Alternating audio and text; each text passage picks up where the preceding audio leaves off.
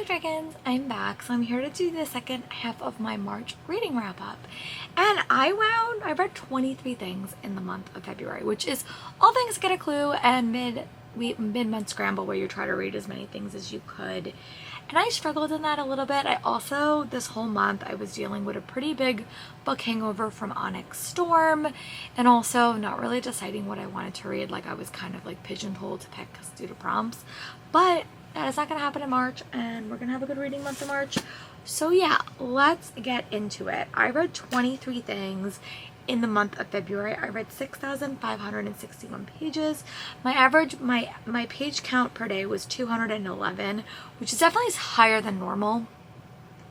My average page count was 285, definitely a little bit lower with all those things that and I read a lot of manga and graphic novels this month. So I just, on the spreadsheet, I just kept all of Cassidy's categories. So if you say manga, I'm also reading graphic novels. Most read genre was manga, I've just said that. And then I read 6 books of rep, 12 from authors, 10 from authors I read before, and 11 books that I hauled or bought. Books off my physical TBR, which is great. Which means I was able to buy like 2 books per this month, and I think that you know, and my math might have been a bit off in how I track stuff. I had 3 5 stars, 0 4.5. I had 6 4 stars, 9 3.5 stars for an average rating of 3.59. I read 1 new release, 10 backlist, and 12 from last year. I read 9 physical, 10 audiobooks, 1 mixed media, and 3 ebook. I started 12 series. I continued in 9. I completed 0. I caught up in 2. I read 2 standalones and 1 companion. Middle grade, I read 6. Young adult, I read 2. New adult, I read 0. And adult, I read 15. I read 3 ARC, 6 from Audible, 4 from the library, 0 from NetGalley, 10 owned, 0 from Everand. And I read 3 fantasy romance, 1 nonfiction, 5 fantasy, 4 mystery, 1 contemporary, 3 romance, 6 manga, and that is it. So those are all my stats. If you watched my mid-month scramble vlog, I am not going to talk too much about it. I'm just going to kind of give you a rating just because they were so quick and I honestly didn't have a lot to say. But if you want to see my reading progress for those books, you can go check them out. But I gave Theodore Hendricks and A Monstrous League of Monsters, I gave this one 3 stars. I gave Sugar Cookies and Sirens, I will attach a photo here, I gave that 3 stars. I gave Cat on the Gamer's Lap, Volume 1, 3 stars. And then I gave Eden of Witches, I will attach a photo here, I gave that 4 stars.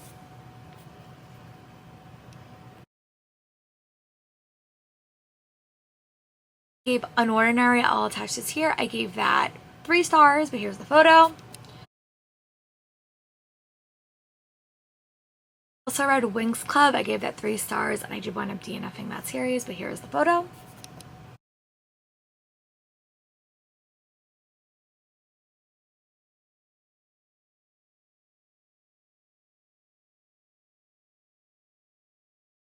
The last 2 books I read from Mid-Month Scramble was The Cold Fire Curse and Shadow Hills by Jordan Quinn, and I gave those books 4.5 stars. I really liked those. I think those were my favorite books of Mid-Month Scramble, and I'm excited to keep going with that series during the Gala of Peace. And the audiobook I was reading kind of that whole weekend was Fudge and Jewelry by Ellie Alexandra. I will attach a photo here. 4th book in the Ellie Alexandra Bake Shop Mystery Series, Meet Your Baker. I had a really fun time with this book, and I think it had a unique setting. We were back in like the small town, and I just had a really fun time with it. I really do like these books. They're nice palette candors. I've definitely been a bit on a mystery kick to start the year off, and I haven't been reading as much romance like with my ears, but I want to change that in March and kind of have an equal balance just because I read so much romance last year. So yeah, so that was that. And then the next book I read was for a bonus prompt, I think. Yeah. I had to read a book that had a mostly 1 color cover. So I read Skander and the Phantom Rider by A.F. Stedman. I gave this book 3.5, more like 3.75 stars. This was the second book in that series.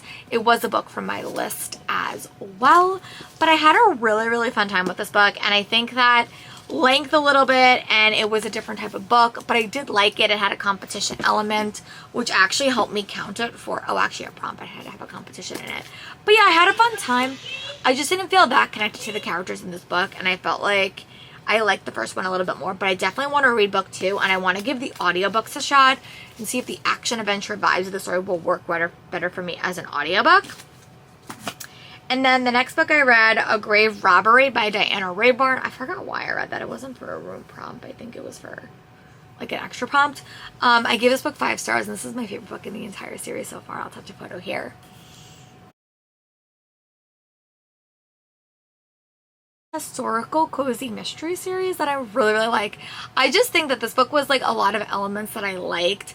It had a mystery, it had murder, it had Stoker and Veronica being back together. It had some really, really cute romantic moments, and I'm finally caught up on this series. This has been like a 10-year journey to catch up, so I'm really happy that I read this. Definitely my favorite book of the series, and now I just have to wait for more, but I am finally caught up, which is so exciting.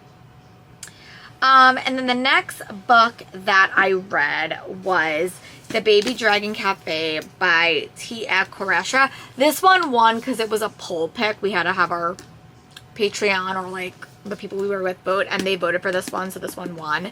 And I gave this book 5 stars. I thought that this was a perfect balance of a cozy romantasy.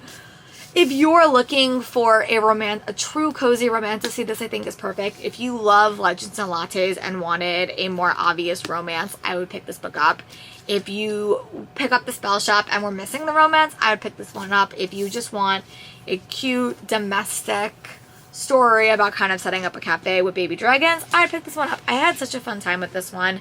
It really gave me Lori Gilmore, like the Christmas Tree Farm series, but like with a fantasy element to it, and I really liked it. I gave it 5 stars, and I love my special edition from Forbidden Wing, and I just had a fun time with this book. It was so perfect, and I just had a great time with it, so that is why I gave it 5 stars, and it was the first book that hit all month that I loved, so I'm a little bit biased, but I really, really adored this book.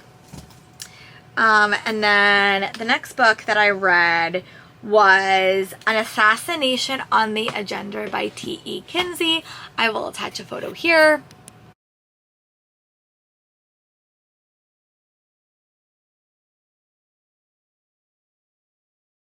.75 stars.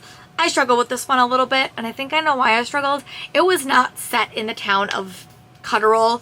It was more of like a book that you had to kind of outsource, and I didn't feel connected to the characters. It felt very espionage-y, really dealing with a lot of complicated topics that I didn't really understand, so I felt a little bit lost in the story. But I still do like the characters. I don't think it's my favorite cozy historical mystery series, but it was fun, and I am caught up for the moment, which is really, really good. So that is why I only got 3.75 stars. And the next book I picked up was actually for, I don't know why I picked this one up. I think it might have been on the cover. I'm not sure why I picked this one up, to be very honest. But I read this because Brittany from Brittany Loves Reading this is her buddy read, and it is a Tangled retelling. I really, really like this book. I gave this book 4 stars. It was a fun listen. And towards the end of the month, when I was getting a little bit burned out on reading, it was a quick listen. I watched Tangled with them a couple of weeks back, and I just liked the story. I think that Christina Lauren, has such a fun writing style, and I have read other books in the series and wasn't as impressed.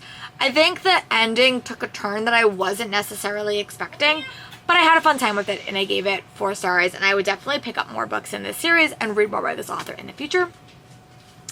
And then the last physical book that I read was The Off Limits Rule by Sarah Adams, which I gave 5 stars. I really, really liked listening to this audiobook. I have so many books by Sarah Adams that I have not read yet. She, I think, might become a new favorite author of mine.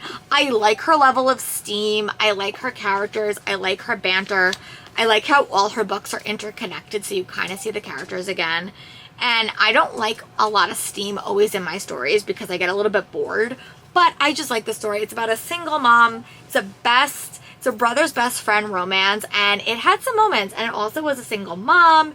She's a hairdresser. She has to kind of go back to her life in her town because her life kind of fell apart, and I had a great time with it.